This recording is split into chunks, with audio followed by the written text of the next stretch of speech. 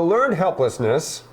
Tonight we're going to talk a little bit about the concept of what is learned helplessness. I think a lot of people, especially as we get older, guys, I think a lot of people get to a place where they're in this pattern of pre-programmed helplessness. They're in a negative place. They feel they don't affect much of their circumstances. They feel a lot of pressures from external forces that just prevent them from being able to do anything about the negative circumstances that we're in. And I think this is a very common thing culturally. So we're going to talk about a lot of that tonight. And I hope that this is meaningful. Obviously, we'll take the broader lesson and apply it to your search for a life mate. So tonight, specifically, guys, I want to talk about what is learned helplessness. How are tens of thousands of men like you, and possibly you, affected by it? What are the signs and symptoms to watch out for? What are the short-term and long-term effects of learned helplessness in our lives? What is it doing to us now? What could it be doing to us in the future if we don't correct it?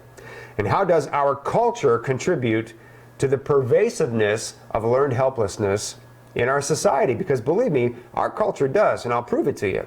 And then, of course, the most important thing we'll talk about is, how do we get rid of it? If I'm stuck in this pattern of learned helplessness, how do I get out of it exactly? We're going to talk about all of that tonight. All right. What is learned helplessness? I love dogs. I love cats. I love animals. All right, so learned helplessness. One of the things I really love to do is go to the pet store in the mall and just, play with the different breeds of dogs that they have there. I love absolutely doing that. It's probably a bad idea to do that with children because you'll end up with a very expensive pet that you're suddenly taking home. I discovered that when I took my daughter to the animal shelter years ago and ended up with my awesome cat Fritz. But anyway, all right, so let's talk about learned helplessness. What are you talking about, learned helplessness? So I'm going to read you something that I picked up, a brief description of what learned helplessness is from the great educational portal website called study.com. You ready? Check it out. In 1965, Martin Seligman and his colleagues were doing research on classical conditioning, or the process by which an animal or a human associates one thing with another. In the case of Seligman's experiment, he would ring a bell and then he would give a light shock to a dog. He basically had dogs and he would put them in a little bit of a crate, if you will, and he would administer a very light shock to them, just enough for them to notice and be uncomfortable. After a number of times, the dog reacted to the shock even before it happened. So Seligman would ring his bell and the dog expected to be shocked and would react as such. As soon as the dog heard the bell, he reacted as though he'd already been shocked. But then something unexpected happened. Seligman put each dog into a large crate that was divided down the middle with a low fence. The dog could see and jump over the fence if necessary. The floor on one side of the fence was electrified, but not on the other side of the fence. So Seligman put the dog on the electrified side and administered a light shock. He expected the dog to jump to the non-shocking side of the fence. But what did the dog do? The dog laid down. A number of dogs in Seligman's experiment did the same thing. It was as though they learned from the first part of the experiment that there was nothing they could do to avoid the shocks. So they gave up in the second part of the experiment. Interesting, right? Seligman described their condition as learned helplessness, or not trying to get out of a negative situation because the past has taught you that you are helpless. Right? You can hear the organ playing behind me, right, guys? Here comes the intrigue. After the dogs didn't jump the fence to escape the shock, Seligman tried the second part of his experiment on dogs that had not been through the first part of the experiment, the classical conditioning part. The dogs that had not been previously exposed to shocks, what did they do when they got a shock? They quickly jumped over the fence to escape the shocks. This told Seligman that the dogs who lay down and acted helpless had actually learned that helplessness from the first part of his experiment. What's up with that? Well, look, as is often the case, right, Pavlov's dog? As is often the case, we can draw a conclusion in similar behaviors between animals and humans. So Seligman did a study on dogs, but But he later transferred those same patterns of learned helplessness to human beings and found that human beings do the same thing. If they've experienced negative aspects of their lives or relationships or their endeavors, they became conditioned to believe that they were always going to experience the same negative results in their lives, in their relationships, and in their endeavors. So what we're obviously talking about tonight is how people, like Seligman's dogs, get into negative situations they think they are helpless to do anything about. If you're watching me right now, this means you. It also means me. Been there, done that. We'll talk about that. So guys, how do we recognize the signs of learned helplessness? How do we recognize the pattern, the destructive pattern of learned helplessness in our lives, in your life, in my life? So let me just ask you a few questions and see if they apply to your current life situation, your financial situation, your social situation, your love life. Are you in a negative situation? You know, if you're watching me right now, there's an excellent chance, I hope, I'm sorry to say, but I hope there's an excellent chance you're single or divorced and lonely and without a life partner. If you were with a life partner, I would hope watching me would be the last thing that you would do. But I think it's safe to say that the vast, vast majority of you guys watching my webcasts are in a situation where you're not fulfilled, you don't have the love in your life that you're hoping for, you'd like to bring that love into your life, you just have no idea how to do it. I bet a lot of you are also rather pessimistic around your opportunity to do that in your heart, right? So you're in a negative situation. You're not happy, you're not fulfilled, you're not being loved, you're not giving your love to somebody. You're not like my friend Eddie, who's sitting in the middle of a great social in Nikolaev, Ukraine right there, talking to all of these incredible, beautiful women. I hear Eddie's engaged. Extremely good news. Are you stuck in a life pattern you feel you can't get out of? Are you frustrated with your love life and you feel there's no hope for you? You can't get out of this negative pattern of dates that are not happy, relationships that end in a very unsatisfactory way. Have you been in this pattern for a long time? Is this not something that's new to you? This is something you know all too well. You're not happy, relationships are not happening for you, aspects of your life that are negative have taken over your life, and you find it very difficult to find and create the opportunity for love. Do others around you, friends and family, for example, co-workers, colleagues, do they tend to validate your feelings of helplessness? In other words, is there anybody around you offering any encouragement about your possibility of finding love? Or are the messages that you're getting negative messages that reinforce this feeling, this claustrophobic, suffocating feeling of, of being helpless, of not being able to get out of this sad, lonely situation? Are you at times depressed, pessimistic, or overwhelmed with your current state? If you've been lonely for a long time, and I talk to guys that they've been alone for years. I talk to guys that haven't dated successfully for a long, long time. And we're only human, right? I'm absolutely sure you guys can relate to this. During the day, you're up and you're working, the sun is shining, you're doing what you got to do. Then you come home at night and the house is empty and you're alone. And you're lonely and sad and there's nobody there but you and your conscience and your thoughts. And we all know how much fun that is, right? That's a deep, dark cave we don't like to go into. Do you see others around you in the same helpless situation? I'm lonely and sad. I can't find anybody. I can't meet anybody. He's lonely and sad. He can't find anybody. He is. Do you go on the internet and read reviews of dating sites? Boy, seriously. Wow, right? What a bunch of unhappy, negative people. Some of that's justified. A lot of it's not. So do you see others around you in the same helpless situation, and does that seem to validate your helplessness? You see, I'm not the only person who's unhappy and miserable and unfulfilled. Other people are for the same reasons that I am. Do you ever find yourself thinking those thoughts or in those specific thought patterns? Here is what the voice of learned helplessness sounds like. If you hear yourself saying these things, it's quite possible you are entrapped in the pattern of learned helplessness. I'm alone because I don't make enough money. I'm alone because I'm not good looking. I'm not attractive according to whatever standards people in my neighborhood are looking for. I'm alone because I made some wrong decisions in my life that I can't overcome, be they relationship decisions, financial decisions, life decisions. I can't overcome those things. They're bigger than I am. I'm alone because women's expectations are too high or I don't meet them for whatever reason. No matter what women from anywhere, anybody that I am the least bit attracted to, I don't meet their expectations. I have no chance with women like that. I'm alone because I'm too old. I'm alone because of this or that. right? We come up with a because. There's always a because. I'm alone because of this. I'm sad because of this. I don't have a life partner because of this. And we find ourselves in those patterns justifying our current circumstances and our current unhappiness, or at least validating our current unhappiness. Right, guys? Are you following me? Learned helplessness. You're stuck, basically. I mean, if you're in a rut, that basically is the biggest sign of being in a negative pattern of learned helplessness. How do these behaviors affect me? How are they affecting me now? How they can affect me going forward? How do these behaviors around learned helplessness affect me? What kind of impact do they have on me? Let's talk about that. Sorry, I got ahead of myself. Back it up for a second. So, negative behaviors around learned helplessness can affect you like this. They keep you lonely and alone. I mean, to a certain extent, if you think about it,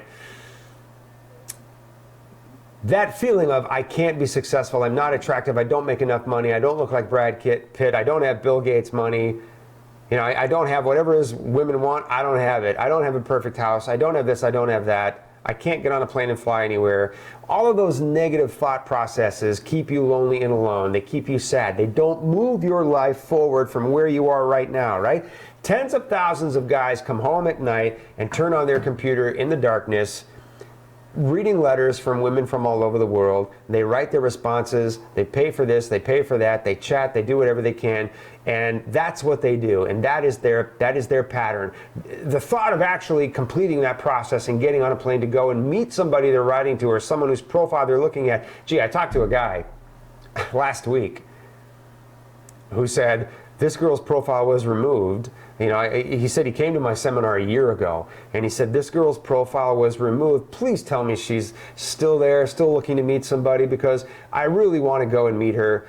And he noticed her profile a year ago. And so he'd been looking at her profile, hadn't written to her, hadn't done anything. He just looked at her profile, and he dreamed his little dream of wanting to meet her, and I understand that. But unfortunately, or fortunately, I guess more fortunately than unfortunately, she met somebody on our last tour and is now happily engaged and married. So they never had a chance. He never wrote to her. They never started it. He was never able to get on a plane and go. Now, hopefully he will. Hopefully he will soon.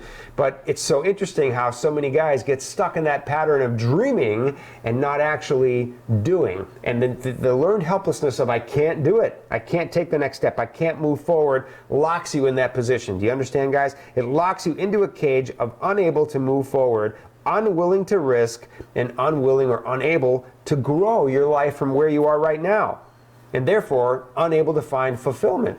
This whole idea of I cannot change my circumstances, I cannot improve my circumstances, I'm helpless, locks you into the position that you believe you're in. It locks you in, guys. It's a prison. You know, the question is it real?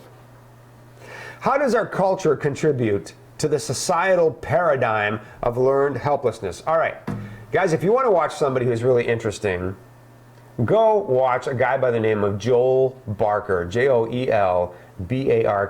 You can watch his videos on YouTube, read his books. Joel Barker is a business consultant who's been around for many years, and he's an incredibly brilliant guy. And his whole entire approach to improving business is breaking paradigms. Paradigm is that word, I bet you've heard it before, right? It's one of those words that comes up in a business setting all the time. People toss it around like they know what they're talking about, and many times paradigm is used out of context. Paradigm is a very cold, emotionless, steely word. It is at the heart of everything we do and everything you and I will do together, and whether or not you will ever find the love that you deserve. Paradigm. Because in order to find the love that you deserve and bring it into your life, a real girl, a real love, a real relationship, you are going to have to change your paradigm. A paradigm is an attitude or an impression or a way we look at something around us, something in the world. And it's based on years and years and years of influence from the media, from what we read, from the opinions of people we have relationships with, and all of those things that we have let shape the way we look at the world around us. I'll give you a great example of it right now. You ready? I'm going to throw a word out to you, and you just tell me what word comes to mind, or what words come to mind. All right, you ready? Colombia. What comes to mind?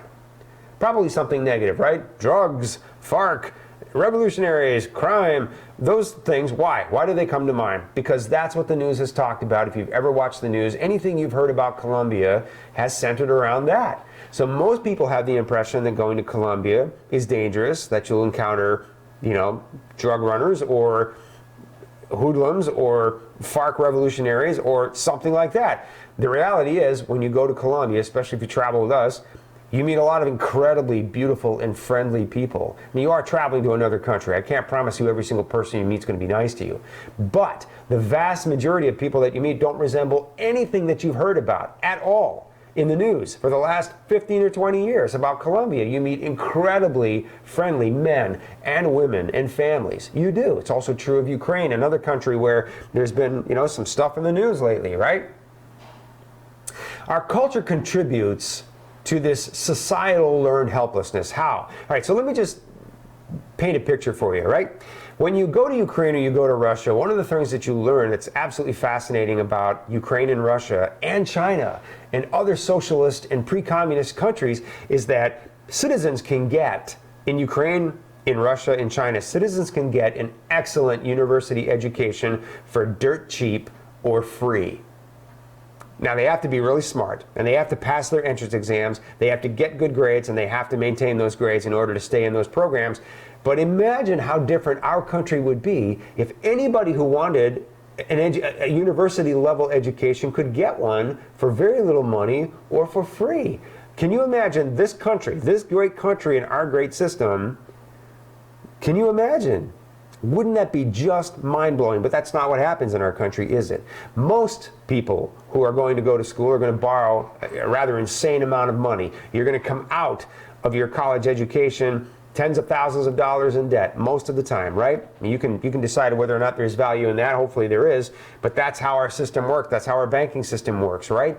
So you graduate from university, $20,000, $30,000 or more in debt. You go and do what everyone else does. You get married, you start a family, there's some debt. You get a house, there's some huge debt. You buy a car or two, there's more debt. And before you know it, you're not even 30 years old yet, and you are buried in debt for the next 15 years, right?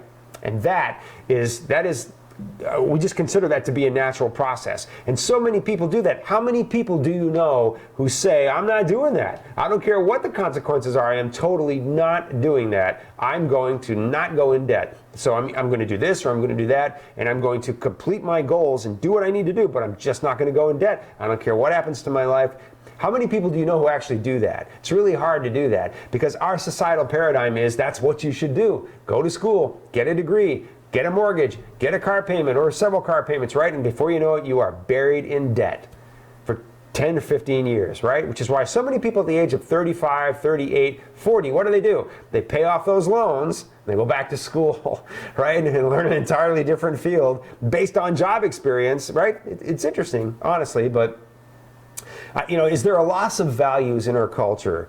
Are we more likely, do you think, to break promises and not keep our word and make excuses for pretty much any behavior? Are there things that happen in our society today that were really not cool 30 years ago, 40 years ago? I think it's safe to say. Now, some of that's good. Some of it's definitely not good. I think many people have the opinion that there has been a steady erosion of values in our culture, right? Has that contributed to our loss of self-esteem?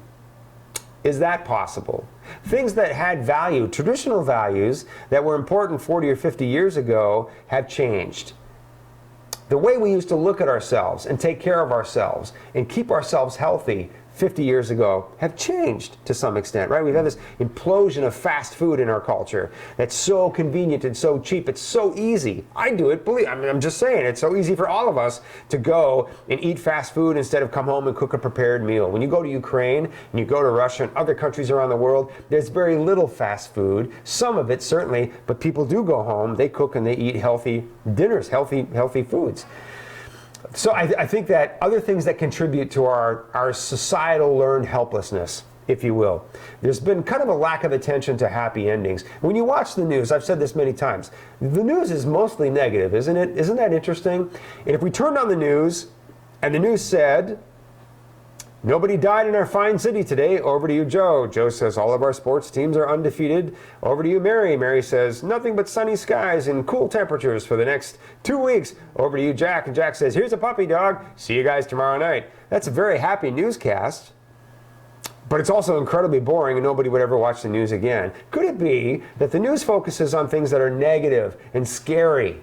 Because the innate part of you that doesn't want to be scared will keep watching to see if you still need to be scared. And what do you know? Day after day, week after week, year after year, you still have to be scared. Do you ever think that? Internet, technology, and the emergence of virtual relationships have definitely put us in this pattern of learned helplessness. Look, I know a good number of you can relate to this. I mentioned it earlier. Tens of thousands of guys. This isn't just a handful of guys, dudes. I got multiple football stadiums full of guys that come home and have a relationship with somebody on the computer that they're chatting with but not talking to, that they're exchanging correspondence with but not talking to, that they're writing to but not meeting. I have men tell me all the time, "Bud, I'm in a deep relationship with this woman and we're corresponding." I go, "Great, I'm happy for you. That's absolutely spectacular. So, have you talked to her before?" "No, I haven't talked to her." "Okay, so do you know her last name?" "No, I don't." "Have you met?" "No, we haven't." "So you haven't met her family?" "No." "But you think you're in a deep relationship?" Really? Really? We completely kid ourselves into this, virtual deep relationship that we think we're in. And I absolutely offend people when I challenge your paradigm that you're not at all in a deep relationship. You're in an incredibly superficial, shallow relationship. If you haven't talked to each other, haven't met each other, don't know each other's families, and haven't actually conducted a romance where the two of you were in front of each other, touching each other. But tens of thousands of men believe it's possible to fall in love, be in love, and stay in love virtually. We've convinced ourselves of that. And our culture, with the ease of technology and all of the resources available to us, have made that possible. And unfortunately, a good number of businesses in my type of business around the world thrive on that. Thrive on the virtual relationship. Selling you the virtual relationship and having you stay there as long as possible in your pattern of learned helplessness. I'm lonely and sad. I don't have somebody in front of me I can actually touch and give my love to and be touched by, but I'm in a deep relationship. Oh yeah, baby. Keep buying that. That's absolutely what a lot of people in my industry want you to believe. Keep paying that money and don't even think you need to get on a plane and go and meet anybody and have a real life relationship. Our society, our culture absolutely contributes to your feelings of learned helplessness. So how do I overcome my pattern of helplessness, Bud? How do I get out of this rut that I'm in? How do I get unstuck so I can actually start forward motion and meet somebody? Look, guys, I believe that learned helplessness, this rut that we get stuck in, all of these negative messages that we buy into about ourselves and our possibility for love and dating and relationships, which is fed by our culture, fed by people around us, fed by stuff we read on the internet. I believe that is the ugly stepchild of the fear of failure, which is very, very human. Look, over time we develop relationship patterns, don't we? Most of you watching me are in your 30s, 40s, 50s, 60s, 70s. When we're young, really young and idealistic, we believe all relationships are supposed to last forever and run perfectly, right? As long as we love each other, right? Don't we believe that when we're 22, 23, 24? When we're 45 or 50, we look back on getting married at the age of 21 or 22, and a lot of us think, wow, what a crazy idea. That is such a bad idea. We're so young and so inexperienced, right? But we know that now. When we're 22, 23, what were you like when you were 22 or 23? You were just like me, right? Come on, I got this. No, I got this. I know what I want for the rest of my life. Absolutely, I understand these things. Over time, unfortunately, life lets us down. People let us down. Relationships let us down. And because we're only human, sometimes we let ourselves down, don't we? And so as we get older and we realize that fewer relationships are going to be perfect and fewer relationships are going to end perfectly, we start these kind of negative assumptions around that pattern of behavior, don't we? And those negative patterns and unhappy endings hurt us. They are the paved road to hell. They are the paved road to where we are right now in this place where we're stuck. How do you look at your performance in relationships? I'm sorry this relationship didn't work out. I did these things wrong, or I could have done these things better. I didn't communicate as much. I wasn't home as much. I worked too hard. I wasn't as dedicated in this way. We find some ways to just kind of honestly assess our performance in relationships. And a lot of times, we beat up on ourselves. We don't forgive ourselves for things that we do wrong in relationships. How does your relationship experience affect the way you look at your relationship future? If you've had a divorce, how do you feel about your chances of getting married and staying married? I know a lot of people think, well, I've been divorced. That definitely cuts down my chances. I mean, psychologically, subliminally, we tend to believe that our chances, there's something wrong with our perfect view of love and marriage now. It's not perfect, and therefore I'm more likely to fail going forward. So do I really want to get married again and fall in love again if I'm only going to fail again like I failed before? Or if someone else is only going to fail me like they failed me before? Do you find yourself thinking those things? How does negative feedback about international dating affect your positive expectations for you as a life mate? How many times have you uttered the idea to anybody around you that you're interested in possibly international dating, meeting someone from other cultures, if for no other reason than there just seem to be a lot of lonely women out there? And what kind of feedback did you get? Whoa, dude, you're crazy. It's a scam. It's this, it's that. So many professional daters, so many working women, so many blah, blah, blah, right? All these negative things that people talk about with barely any real reference to base their opinions on. But wow, we sure take them to heart. We sure let them affect us. We let all that stuff affect us, don't we? You have all of these loud, weak voices in your head telling you you can't be happy. You don't deserve to be happy. You're stuck. You're not going to get unstuck. Right? You have these loud voices telling you you're alone because you don't make enough money. You're alone because you're not good looking. Dude, these women are beautiful. They could be models. They're not going to fall for a guy like you. Are you crazy? You're just an average guy. Has anybody ever said that to you? Probably somebody who loved you and meant well, right? I'm alone because I made some wrong decisions in my life that I can't overcome. I'm buried in debt. I can't get out of debt. I can't go forward and meet somebody because I'm in debt and I can't get out of it. And those voices are very, very loud, but they're very weak. And yet underneath all of that, there is one really strong voice that doesn't go away. And it's a voice that says, well, yeah, but I'm not a bad guy. Yeah, but I'm a pretty good guy in a relationship. I really am. I'm creative. I'm interesting. I'm romantic. I have a lot to offer somebody. That voice is rock solid. The problem is it's buried underneath all of that negative stuff, which has been piled and piled and piled on us year after year after year in our culture, right? And of course it affects your ability to see straight going forward, that you can meet somebody. And look, over time, we don't see good news on the news. We don't see happy relationships around us. Our relationships fail. We go to see a movie and it's a great love story and you're thinking, someone's going to die. There's no way Hollywood's going to let this end happily. There's no way. How many times? It's so true, right? I remember I saw Titanic back in the 90s. I totally remember sitting in this movie going, there's no way we're getting out of this alive. There's no way. And as soon as they killed off Jack, I was mad. Like, it's such a great movie. Why couldn't they just let it end happily? I remember being mad for several days at Hollywood. I hate Hollywood. It's such a great movie. And, why couldn't the love story end happily? It just seems like it never does, right? Hollywood hates a happy ending. I don't know why, but they seem to, don't they? How many happy endings do you see compared to the negative and sad ones? And we don't have anybody around us reinforcing that strong voice inside of us that says, I'm a good guy, I've got good love to give, somebody out there wants it. I'm sure I can find somebody in this gigantic world. There's got to be somebody out there who really wants to come into my life and be here with me every single day to give my love to. We should bury that positive voice with all of this negative stuff, which adds to our feeling of being stuck and trapped and we can't get out of it, right? So how do we get out of it? You're like, Bud, I hear you, man. I don't want a beer. How do I get out of it? Before we go to Deepak, well, you know what? No, that's okay. We'll continue on. All right, again, guys, some similar themes here, but they're important.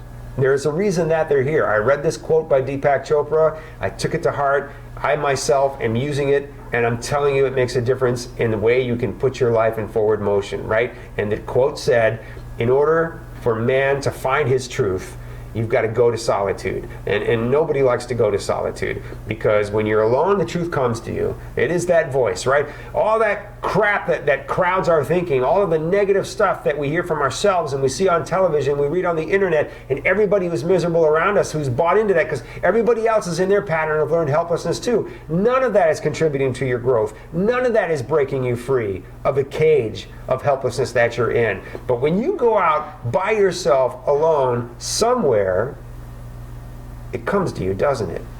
That little voice that says, hey, I'm not done yet.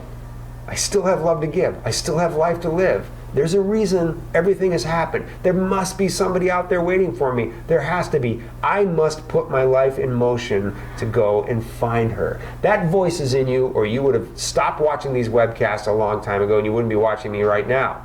That is the truth that comes to you in solitude. So let's go from Deepak Chopra to Mark Twain, who said 20 years from now there's an excellent chance that you will more regret the things you did not do than the things you do. Why is that? You know, things that you do are either going to go well and you'll be happy that you did them. If they don't go well, you learn from it and you do something else. If you do absolutely nothing and go absolutely nowhere and change absolutely nothing, some of you guys watching me have been corresponding or chatting on a website for a year, haven't you? Or 2 years, haven't you?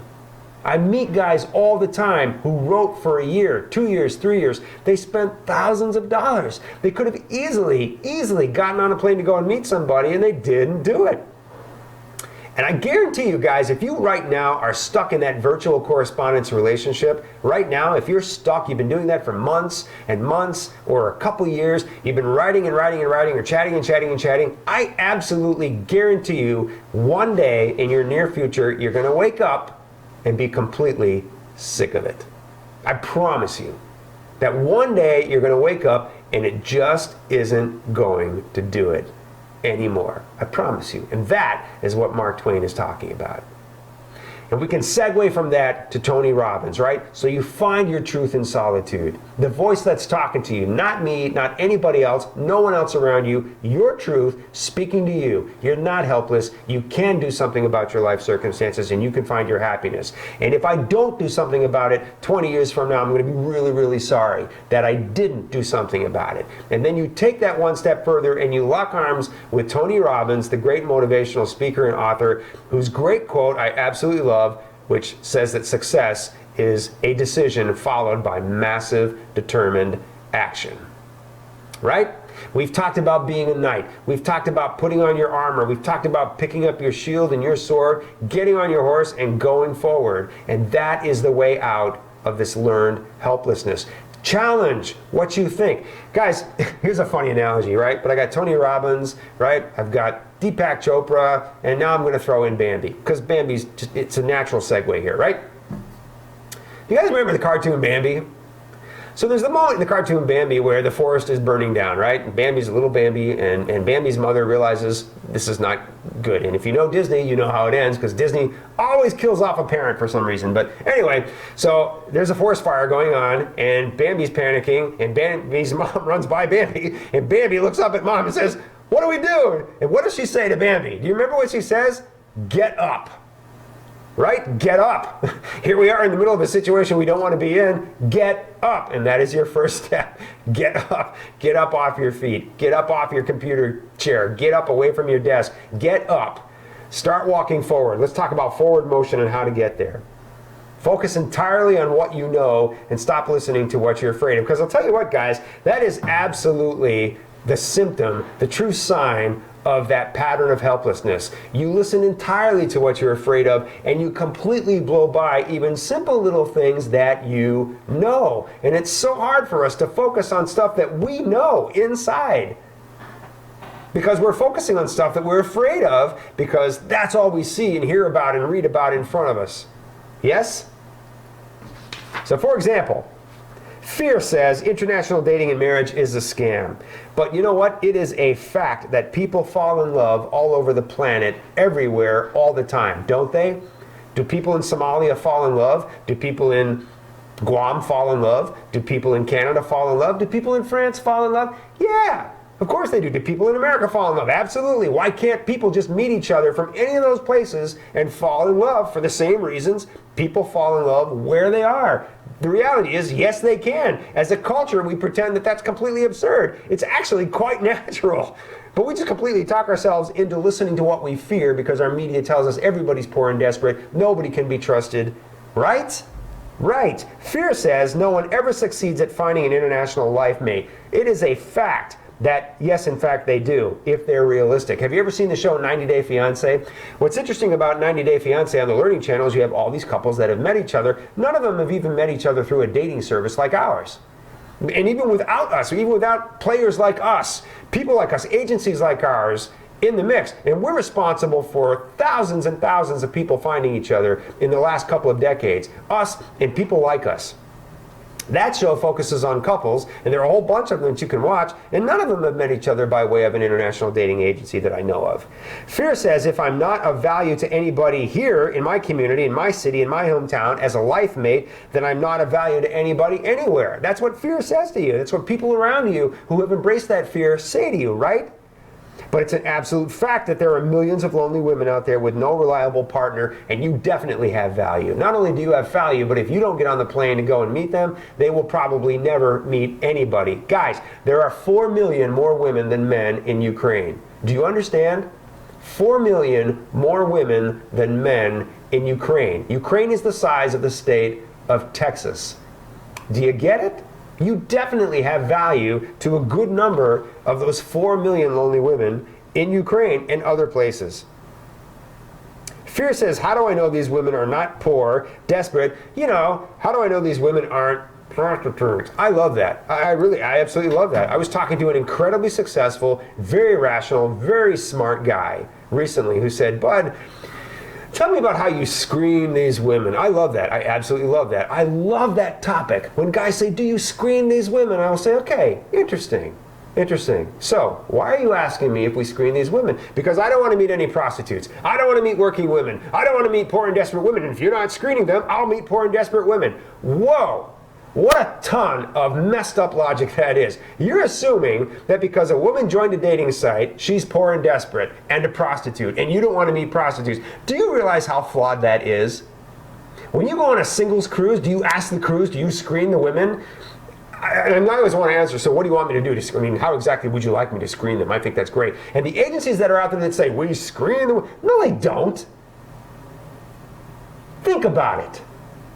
Tens of thousands of lonely, lonely women want to meet somebody for all the right reasons. Your culture, your paradigm, your fear, your negativity, and that of those around you says, I should be afraid. I should be afraid. And you are afraid. And it's absurd because there are just lonely people out there just like you. And you're attaching your negative to them saying, yeah, I need them to prove that they're just lonely women because just lonely women don't really exist in the world, right? That's your paradigm messing you up, buddy. It is. Fact says that, okay, maybe that's enough of that. All right, I'm getting a little passionate here, guys, but you knew I would before it's over, right? Stop listening to what you fear and start listening to what you know. You know people fall in love all over the world. You know you're a good guy with good love to give. You know that it's totally possible for any two people from anywhere to fall in love and be happy. Why can't one of them be you? You know that. That is your fact. Stand in it. Stand in your truth. Stand in your fact. Your mission, should you accept it? You know what's great about Mission Impossible, guys? No mission was really impossible when you think about it. Anyway, your mission, should you accept it? Create a vision for yourself. Joel Barker, when he talks about shifting paradigms, he talks about using the tool of visualization as a way to shift your paradigm. In other words, let's create right now a scenario. You are sitting by the fire next to your girl, and your toes are touching, and you're drinking hot chocolate or coffee or a glass of wine. You're just watching the fire. You're in your, blue jeans or your pajamas, and you're just happy as can be, sitting next to each other, and you love each other, and you're adoring the change of the seasons and the Christmas holidays coming on and Thanksgiving, and you are happy to be together with somebody who's there for you every single day with a hug and a kiss, and you're sharing your warm dinner together, and you just love that. Create that vision. Create it. Write it down. Look at it. There was a time in my life when I I realized that very little of what I had going on in my life was creating any satisfaction for me. And I read a little quote. In fact, it was a tattoo on someone's arm that said, "Live a simple and blessed life." I remember asking myself, what do I consider to be a simple and blessed life? So I started to write it down. I wrote the things down that I thought would make a relatively happy, simple, and blessed life. Later on, I looked at each one of those. I mean, I'm talking about, camping equipment so I can go camping. A few kayaks so my friends and I can go camping. We can kayak together. I mean, stuff like that, right? A garden for crying out loud. The stuff that I'm writing down, item by item, guys, when I wrote it down and looked at it, the stuff that would make me happy, none of it was hard. None of it was the least bit impossible. It's interesting to write it down. Create that vision, write it down. Visit it every single day. Every single day. This is what constitutes a simple and blessed life. Challenge your paradigms. Do you have love to give? Can you give it to somebody? Is it good love? Are you willing to grow and learn and become the best possible mate, lover, friend, husband, partner? Learn to recognize illogical thought streams because the world is full of them, right? The world is full of them. If the news tells me that people can't be trusted, I can't trust them. That is a completely wrong thought process. If people from one foreign country are poor and desperate, all people from all countries are poor and desperate. That is completely illogical. But you know what? A lot of people in our media, a lot of stuff that you read on the internet, a lot of people believe that and would have you believe it. Don't settle for illogical thought streams. Don't settle for that negative stuff that just feeds those big negative voices. Become part of a larger community. Reach out to other guys who are trying to change their paradigm. Lock arms and change it together. You can do it. And believe in love and don't settle for anything less. Because I'll tell you right now, guys, if you don't truly believe in love, in your ability to go and find love, you're not going to find it because it's not going to drop in your lap unless you're incredibly lucky. Look on this video. These are men who decided, I'm going to get up, I'm going to go. I see enough stuff to support that. At the very least, I'm going to go on a really great vacation, see a great part of the world, have fun, come back, have some great stories to tell. More than likely, I'll meet a lot of very beautiful single women, and I bet there's an excellent chance, if my expectations are good, I can fall in love with somebody. You can. You absolutely can. Here's that vision I told you about. Come on, how hard is that? Isn't that beautiful? It's one of the happiest things I can think of, probably the happiest thing I can think of. Not so hard, guys. Not at all. Don't you believe for 1 second that everybody else who's out there that has fallen into that negative pattern needs to impact you in your decision of whether or not you can find the love that you want. See, that is really the problem. So many people get stuck in a negative pattern and they don't even believe that change is possible. But there's a little voice that tells you that change is possible, and that's why you're here and that's why you're watching. So ask yourself, is what I'm doing real? Is what I'm listening to real? Is it logical? Does it really make sense when there's all this evidence over here to the contrary? Does this sound like the product of something I'm afraid of or something I know is a fact? But Bud, I read all this stuff on the internet. Let me tell you something. With all due respect to anybody who's ever been scammed, because unfortunately there are a lot of scams. Scams happen for two reasons. One, somebody scammed you, and they shouldn't scam you because scamming is absolutely wrong. A lot of scams happen because a lot of men are completely silly, focusing on women who are way too young, and I know I offend guys all the time, but I gotta tell you, people in my business, businesses in my business and my industry worldwide have made millions upon millions upon millions from silly men who just thought that they could meet women that are way, way, way, way too young. And when they found out later it was all a scam, what did they do? I would get mad. I would say, you scammed me, you dirty, you shouldn't have scammed me. And that absolutely would be my first reaction. Later on, you'd look in the mirror and say, boy, that was probably a little silly. I'm going to change my plan and see if I get a better result. But unfortunately, a lot of people just go to the internet and they're unhappy that they were scammed, they're hurt, right? More of that negativity, more of that learned helplessness, rather than just tweaking the plan, getting realistic, taking a more realistic approach, and finding love. Because it's so easy. It's so easy to find the love that you want if your plans are just realistic, all right? There you go, guys.